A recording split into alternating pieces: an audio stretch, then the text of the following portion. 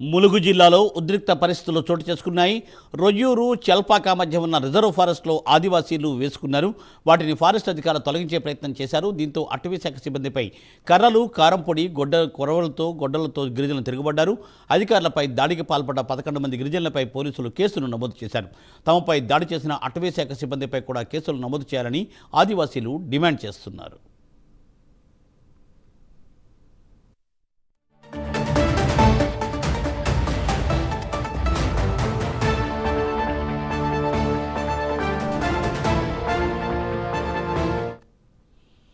ములుగు జిల్లాలో ఉద్రిక్త పరిస్థితులు చోటు చేసుకున్నాయి. రొయ్యూరు, చల్పాక మధ్య ఉన్న రిజర్వ్ ఫారెస్ట్లో ఆదివాసీలు గుడితలు వేసుకున్నారు.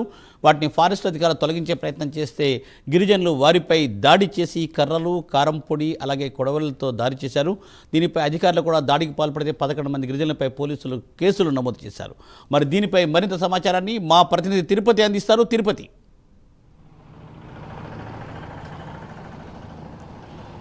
ములుగు జిల్లా ఏటూరు నగరం రిజర్వ్ ఫారెస్ట్ ఏరియాలో మొన్న సోమవారం ఒక రణరంగంగా మారిన పరిస్థితి కనబడుతుంది. చెల్పాక, రొయ్యూరు అటవీ ప్రాంతంలో ఆదివాసీ గిరిజనులంతా కూడా అక్కడ గుడిసెలు వేసి నివాసం ఏర్పరుచుకున్నారు. అయితే గతంలో నోటీసులు ఇచ్చి అక్కడి నుంచి ఆ గుడిసెలను తొలగించాలని చెప్పినప్పటికీ కూడా ఆదివాసులు ఎవరు వినకపోవడంతో సోమవారం రోజు అటవీ శాఖ అధికారులు కావచ్చు, పోలీసులంతా అక్కడికి చేరుకొని గుడిసెలను తొలగించేటువంటి ప్రయత్నాన్ని కొనసాగించారు. ఈ నేపథ్యంలోనే గిరిజనులకు, అటవీ శాఖ అధికారులకు మధ్య ఘర్షణ వాతావరణం, తోపులాట జరిగినటువంటి పరిస్థితి కనబడుతుంది. గిరిజనులు అటవీ శాఖ అధికారులపై కర్రలతో, ఆ కారం పొడితో, ఆ కొడవలతో దాడికి యత్నించారంటూ కూడా వారు అటవీ శాఖ అధికారులు స్థానిక పోలీసులకు ఫిర్యాదు చేశారు. అయితే స్థానిక పోలీసులు ఆ ఫిర్యాదు అందుకున్న తర్వాత 11 మంది గిరిజనులపై పోలీసులు కేసు నమోదు చేసినటువంటి పరిస్థితి కనబడుతుంది. ఎవరెవరు ఆ రోజు అటవీ శాఖ అధికారులపై దాడికి యత్నించారు, ఎవరు కర్రలతో దాడికి పాల్పడే ప్రయత్నం చేశారు, ఎవరు కారపొడి డబ్బాలు తీసుకొచ్చారు, ఎవరు కొడవలతో గిరిజనులు వచ్చారంటూ కూడా పోలీసులు పూర్తిగా దర్యాప్తు చేసిన తర్వాత 11 మంది గిరిజనులు గుర్తించి 11 మందిపై కేసులు నమోదు చేసినట్టు తెలుస్తుంది. గతంలో 2 ఏళ్ల నుంచి ఇక్కడ నివాసం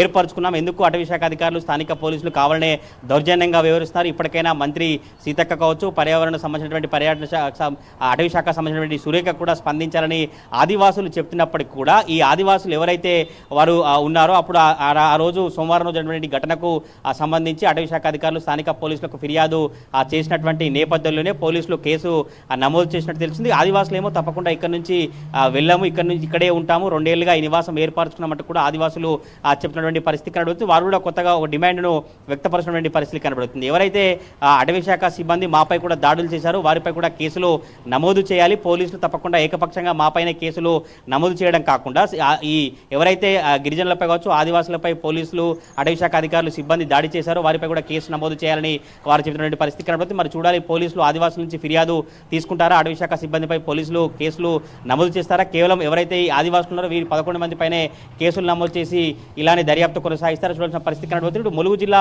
అటవీ ప్రాంతంలో ఇటు పోడు భూముల సమస్య కావచ్చు, గుడిసెలు వేసినటువంటి సమస్య ఎన్నో కాలంగా కొనసాగుతున్నటువంటి పరిస్థితి కనబడుతుంది. దీనికి సంబంధించి ప్రభుత్వం ఒక నిర్ణయాన్ని తీసుకోవాలి. ప్రభుత్వం పూర్తిగా స్పందించి ఆదివాసులు కావచ్చు, పేదలైతే ఎవరు గుడిసెలు వేసుకుంటారో వారందరికీ అండగా ఉండి ప్రభుత్వం తప్పకుండా నివాసం ఏర్పరచాలి. నివాసం ఏర్పరిచిన తర్వాత ఇక్కడ నుంచి ఖాళీ చేస్తామని ఆదివాసులు చెప్పినటువంటి పరిస్థితి కనబడుతుంది. మొత్తానికి మొన్న జరిగినటువంటి ఘటనకు సంబంధించి ఆ ఎపిసోడ్ కనుక గమనిస్తే 11 మంది గిరిజనులపై కేసు నమోదు చేయడం అయితే ఇప్పుడు ములుగు జిల్లాలో హాట్ టాపిక్ పరిస్థితి కనబడుతుంది. మరి చూడాలి, ఇంకా అటవీ శాఖ అధికారుల యాక్షన్ ఎట్లా ఉండబోతుంది, గిరిజనులు ఇంకా ఎట్లా స్పందించాలనే చర్చ అయితే కొనసాగుతా ఉంది. Murthy, thank you Tirupati, thanks for update.